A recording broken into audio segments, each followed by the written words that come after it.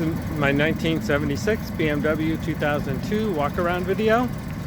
We start in the engine compartment.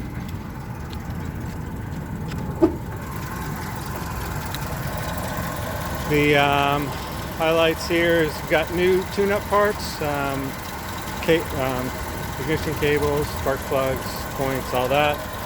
New battery. The air cleaner has been modified to fit on the 3636 Weber carburetor. Did have some interference issues when they got all this together, so you can see the center of this cap is depressed somewhat, and there's also depression over here too to clear the bar on the hood. Other than that, seems to work well, and I like the way it looks. On the inside of the car, a couple issues. One, the seat belts for the driver's side does not like to retract very easily. I think that's fairly common. It's kind of bothering me, so it might be something the new owner would want to replace. And then the front edge of this door trim was rotten, so this part I did cut out, put some vinyl behind it. The substrates for the doors are brand new. Those come from Aardvark Racing, so those are in very good shape at this point. On the inside, we do have a couple cracks on the dash. This is the extent of it to the right of the safety belt indicator, and to the left of it as well. Let me turn that off. I did just receive new sun visors, so I'm very excited about that. Those are obviously brand new. The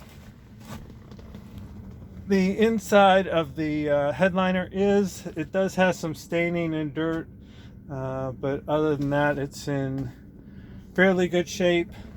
The carpeting is all new. That comes from SD. What else do we have in here? Oh, and there is air conditioning, and the air conditioning blows cold. The only issue is the air conditioning only works, the fan only works in high speed. So you need to make sure you turn it all the way over and then turn it all the way off to turn off the fan at the condenser. But it does blow very cold. I was actually extremely pleased with how that came out. The rest of the interior was reupholstered, I think in the 90s, and the seats look pretty good. They're in good shape. Back seats, really good shape. The panels are good.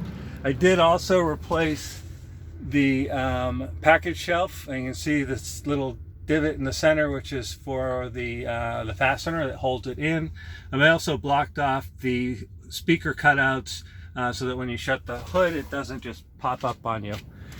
Let's go to the outside. Outside's in pretty good shape. It was, again, repainted, I think, in the early 90s. It's got some rust that I'll point out to you. I did replace the driver's floor pan and the spare tire well, so those are in very good shape. The bumpers have been tucked.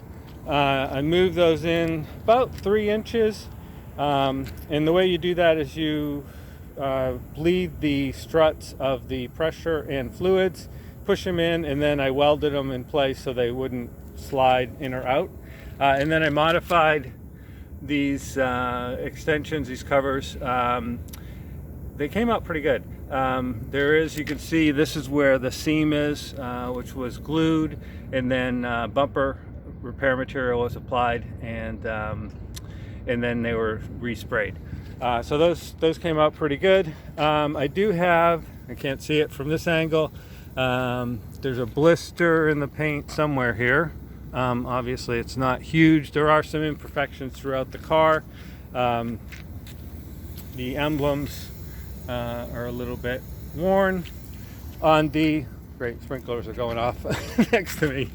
On the wheels, I did have the wheels powder coated, and I did have them done with a clear coat as well, so that came out really good. You can't really tell probably on the video, but the the clear coat does make a nice difference. They've got 185 70R13 tires on them. Those are new as well.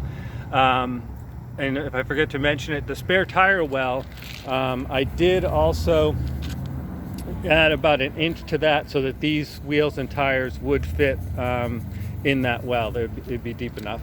The door panels, again, it's going to be hard to see in the video, but there are some door dings on both door panels at about this height, where I think they must have had something in the garage at that height, because there's several of them on both doors.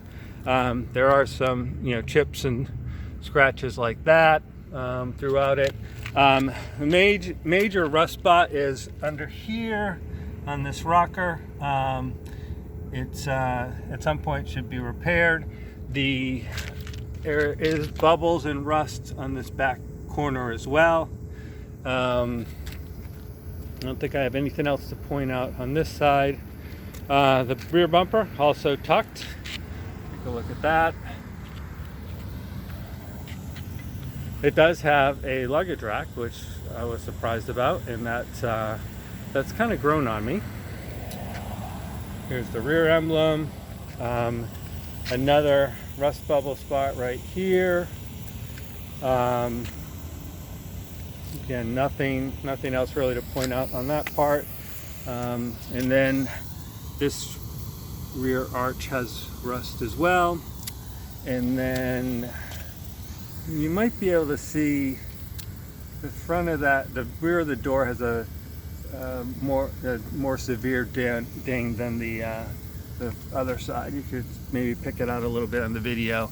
And another chip. Let's see what else I need to show you. I don't think there's too much else here. And then the final spot where I found rust is right there in the front of the door. Let's see. I think that's about it.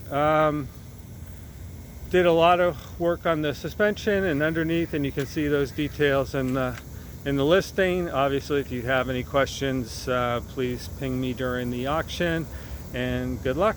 Thank you.